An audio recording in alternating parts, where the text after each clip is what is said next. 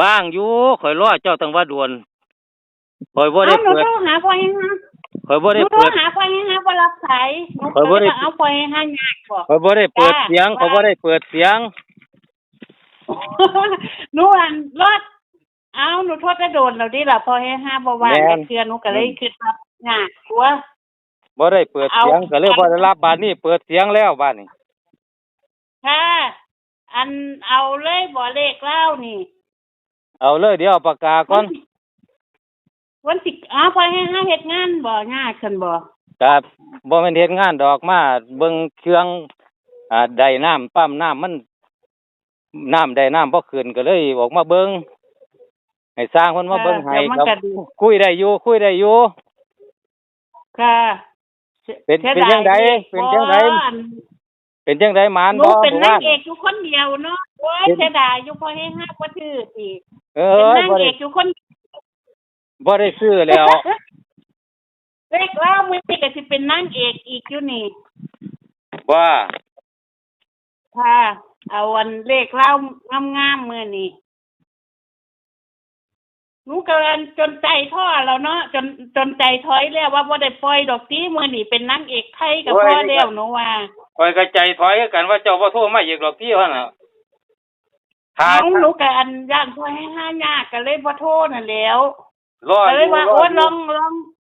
ค่ะมัน4 โมงมันสิ4 โมงแล้วเนาะหนูก็เลยว่าลองอีกจักรอบเบิ่งก่อนนะหนูว่าอัดเสียงแล้วบ่นี่ อัดแล้วครับ โอ้หนูได้เป็นนางเอกคนเดียวหวยไทยหนูก็เงิดอยู่ โอ้ มันงามกระดอกกระเดียเนาะ ครับ มื้อนี้วันเกิดหลานหนูหนูสิมักเลข02อันน่ะ พี่ มื้อนี้วันแล้วอันหลานหนูเกิดวันที่2ครับ ก็เลยว่าโอ้ยมักเลข0220มันเคยเป็นน่ะนะพอให้หาขนมมักเลขตัวใดมันมักสิมาหนูถึงมั่นใจฮอดล้านเปอร์เซ็นต์เด้ บ่แม่นอยู่ มื้อนั้นหนูว่าล้านเปอร์เซ็นต์เลยเด้อหนูว่าน่ะ ครับ ป้าบ่น่าคิดเลยเนาะหวยจังหลายอาจารย์หนูเป็นนางเอกอยู่ผู้เดียวนั่น เป็น นะ นางเอกอยู่คนเดียวเลยหา02ไม่เจอ แค่วันเกิดแค่วันเกิดหลานเกิดมื้อนี้เกิดพศ22มันอายุ46ปีนี่เนาะ ครับ หนูก็บ่เอา46แล้วหนูสิเอา45มื้อนี้หลานหนู46แต่หนูบ่เอาหนูเอา45เอาเขียนเลยพอให้5ครับ 454554กลับให้เพิ่นนำย่านเพิ่นบ่กลับ เดี๋ยวก่อนเด้อให้ย่างจักเบิดก่อน ค่ะ 45บ่ ค่ะ4554กลับให้นำ กลับพร้อมเลยบ่ กลับแล้วย่านเพิ่นบ่กลับคือ02มันออก20มีคนกลับบ่ล่ะพอให้5 เดี๋ยวสิมีผู้กลับอยู่นั่นล่ะมีบ่มี3ตัวแม่นบ่บ่มี3ตัวแม่นบ่ มีอยู่ตัวหนึงมีอยู่คู่หนึงจ้า 3ตัวมีตัวใดแหน่ 454ค่ะ 454ครับ บัดที่นี่ตัดเลนมี4554มี45กลับเลยแม่นบ่ ค่ะกลับให้เพิ่นนำย่านเพิ่นบ่กลับ4554ครับ2429 2429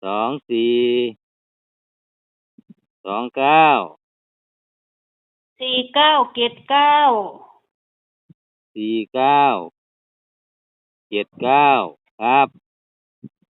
0762 0762ครับ วิธีนี่ล่ะค่ะ เน้น เอาเน้นเน้น454ไปเลยค่ะ เน้น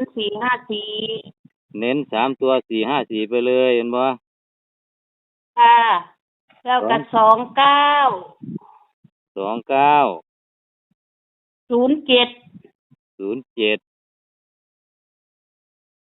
2479เน้นซ้ำนี่ค่ะ 2479 แล้วก็ค่ะ 5445ก็คือเน้นมาคือตัวแล้วบ่หยังล่ะ มัน 5445มื้อ สิบ่หลายโพดบ่ โอ้ยก็ มัน บ่ห สิ ลาย บ่หลายโพดบ่พ่อให้4554ก็แล้วกัน ถ้าให้เพิ่นตัดเอาโลดพ่อให้เพิ่นตัดเป็นเอาโลดใน454นี่มันสิมา3ตัวค่ะมันสิมา3ตัว คือจังอันนุ่มคันนิ่งก็ว่าโอ้มันตัด02ให้เพิ่นสิตัดกันบ่น้อกลับบ่น้อถ้าพูดประจำเนาะซื้อหวยบ่กลับก็ตับแตกมันบ่ล่ะ ครับ นุว่าสิมีคนได้อยู่ดอกเพราะหนูเน้นล้านเปอร์เซ็นต์อยู่น่ะนะพอเองฮะ ล้านเปอร์ เมื่อ เซ็น นี้ ต์ หนูบ่เอาถึงล้านดอกแล้วคนสิว่าเวอร์โพด มื้อนี้เสียวจักเปอร์เซ็นต์มื้อนี้ เอาพันก็พอเฮฮะ มา 1,000% ก็เอา เนาะ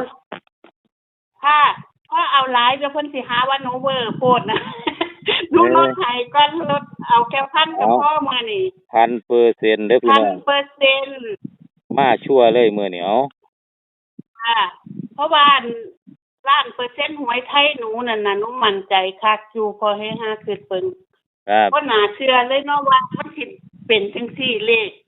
ครับ เขาก็บอกกับหนูว่าเลขตัวเก่าน่ะนะพอเฮฮะ ครับ ตัวเก่าหนูไปจับเอาแต่7เก่าตัวเก่าบ่ล่ะ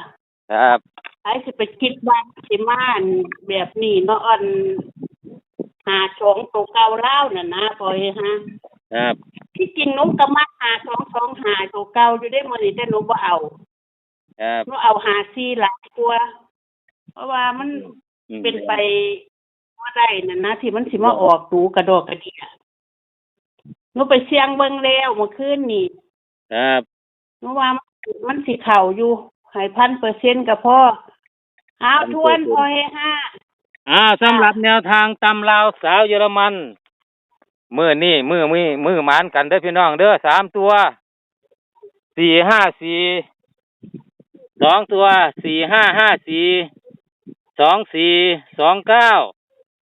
2429 49 79 07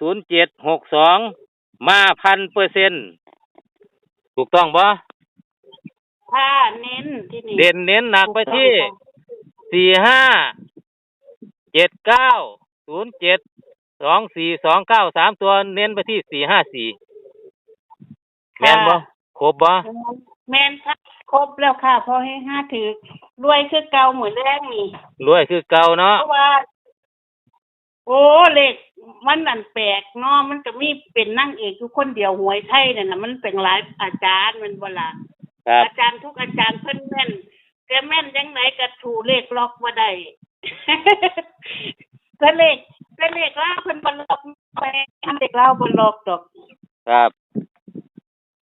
แต่มื้อนี้ขอให้ FC โชคดีคือเก่าเด้อ 1,000% ก็พอแล้วถ้าเอาล้านเปอร์เซ็นต์เพิ่นสิหาว่าหนูเวอร์โพดน่ะนะแต่หนูมีความมั่นใจอยู่คือจังหนูมั่นใจหวยไทยหนูก็ให้ไปล้านเปอร์เซ็นต์ก็สิมีผู้ใดนำอยู่ติเนาะก็ขอ